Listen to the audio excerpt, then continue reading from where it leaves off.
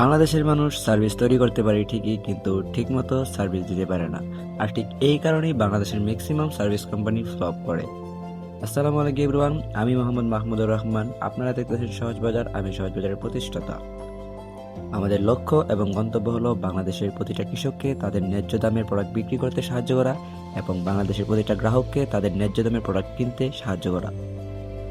আমাদের এই গন্তব্য এবং কি লক্ষ্যকে যদি আমরা সত্যিকারে পূরণ করতে চাই, তাহলে আপনাদের সহযোগিতা আমাদের খুবই প্রয়োজন। আপনারা যদি আমাদের পাশে থাকেন, তাহলে আমাদের এই স্বপ্নকে আমরা সত্যি করতে পারবো। আমরা যাতে মার্কেট থেকে খুব সহজে হারিয়ে না যাই, তার জন্য আমরা সহজ বাজারকে এরমভাবে এগিয়ে নিতে যাচ্ছি যাতে করে আমরা আমাদের কাস্টমারকে সব থেকে ভালো সার্ভিস দিতে পারি।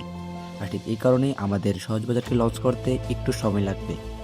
একটু সময় লাগবে ঠিকই, কিন্তু আমাদের যে সার্ভিস আমরা সহজ বাজার থেকে কাস্টমারদেরকে দিব তা খুবই খুবই খুবই ভালো হবে।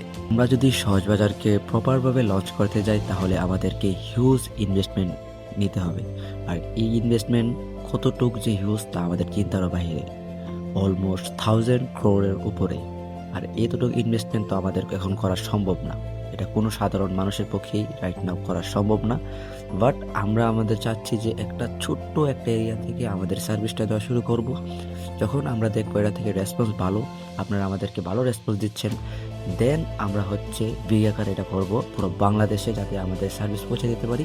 ওই পরিমাণ ইনভেস্ট নিয়ে আমরা আমাদের যেই সহজ বাজার ওইটাকে এগিয়ে নিয়ে যাব। তার জন্য কি করতে হবে? আপনাদেরকে আমাদের সাপোর্ট করতে হবে, আমাদের পাশে থাকতে হবে, যাতে করে আমাদের যেই লক্ষ্য, যে গন্তব্য আমরা সত্যিকারে পূরণ করতে পারি। সবাই ভালো থাকবেন, সুস্থ থাকবেন। আল্লাহ হাফেজ, আসসালামু আলাইকুম।